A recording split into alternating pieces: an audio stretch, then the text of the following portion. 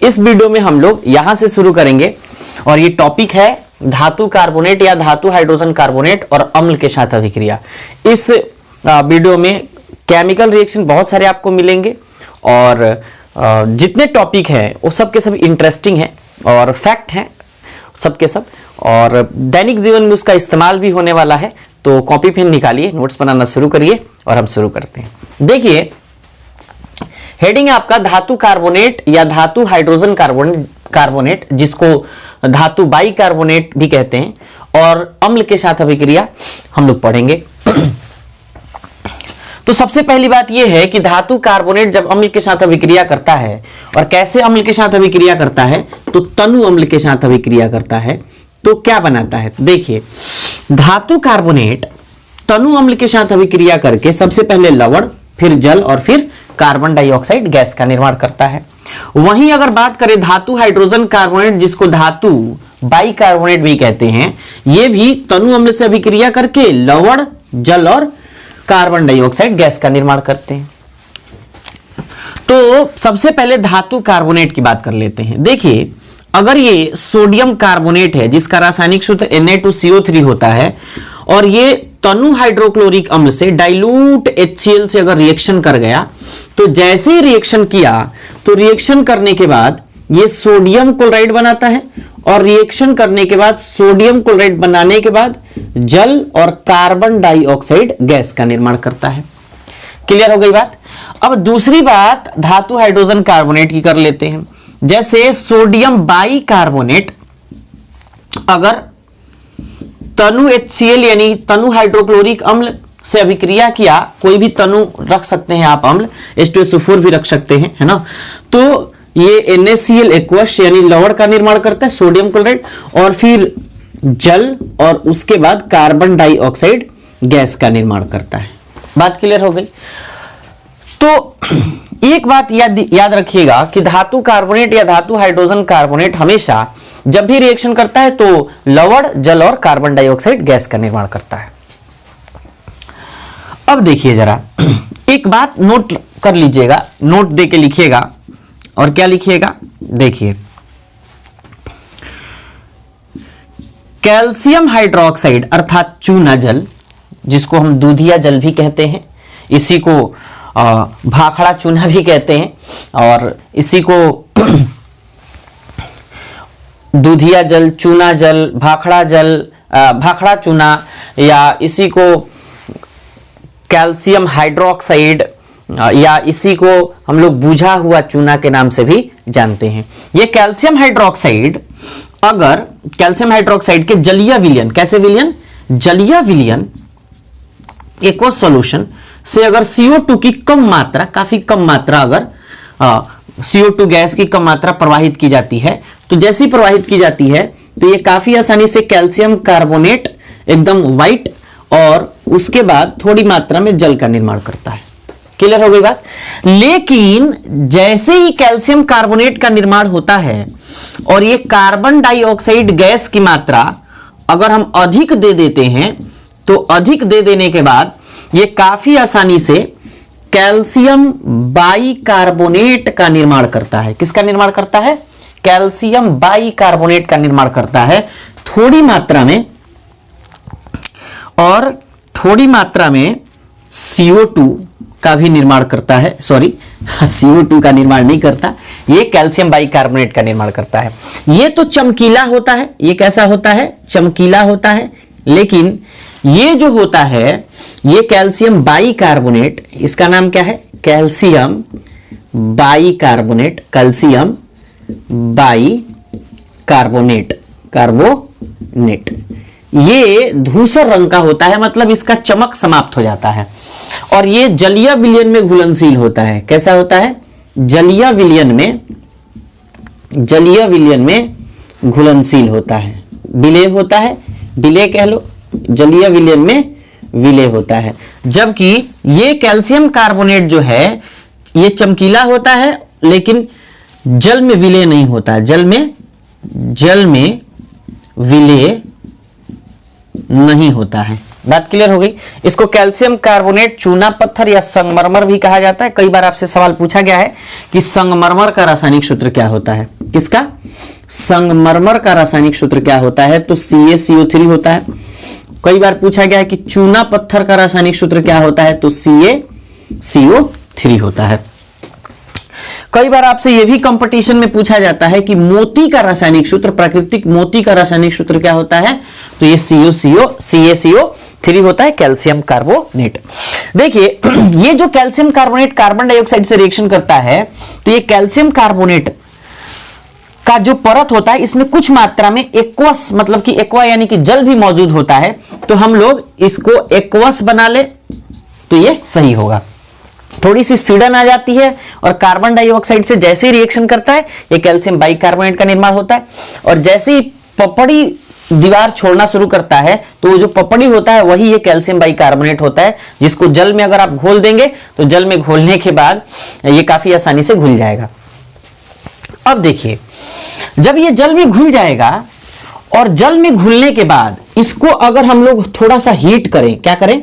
गर्म करें, तो गर्म करने के बाद ये काफी आसानी से पुनः कैल्शियम कार्बोनेट, जल और फिर CO2 का निर्माण करता है। ये कौन?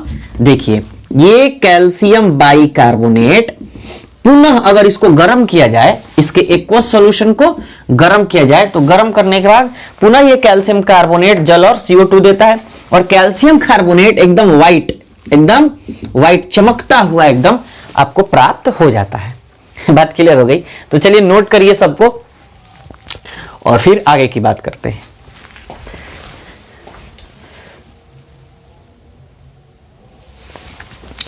तो अब देखिए इसके आगे बिल्कुल नोट दे के लिखिएगा। और क्या लिखिएगा? देखिए ध्यान से एकदम देखिएगा। खड़िया, खड़िया का मतलब चौक, अंग्रेजी में चौक कहते हैं, हिंदी प्रोनाउंसिएशन यही है। का रासायनिक सूत्र क्या होता है? सवाल बहुत बार आपसे पूछा गया है। चौक का रासायनिक सूत्र क्या होता है? तो CaCO3। अभी हमने संगमरमर लिखा था, याद होगा आपको। संगमरमर का रासायनिक सूत्र क्या होता है?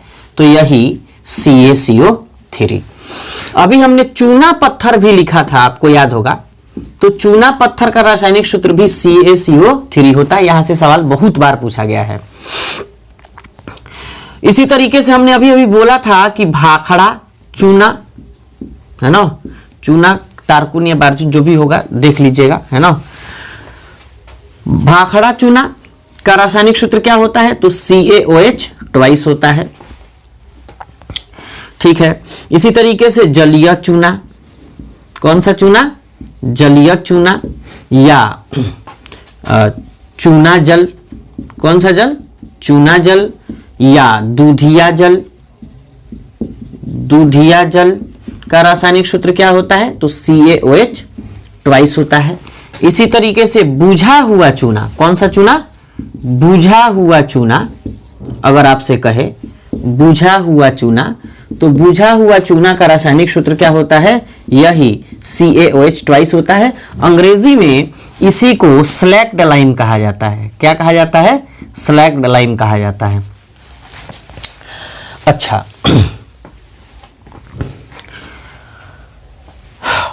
अगर और बात करें तो बॉन्ड लाइम भी कहा जाता है। इसके बारे में हमने एक वीडियो भी बनाया था। तो इसको एकदम आप इंपॉर्टेंट समझिए, जितना भी है सब के सब इंपॉर्टेंट है और इसको नोट करिए, फिर आगे की बात करते हैं। देखिए ये नोट कर लीजिएगा, है ना, फिर आगे बढ़ते हैं। ये जितने केमिकल फॉर्मूला है ये सब के सब आपको याद रखना पड़ेगा।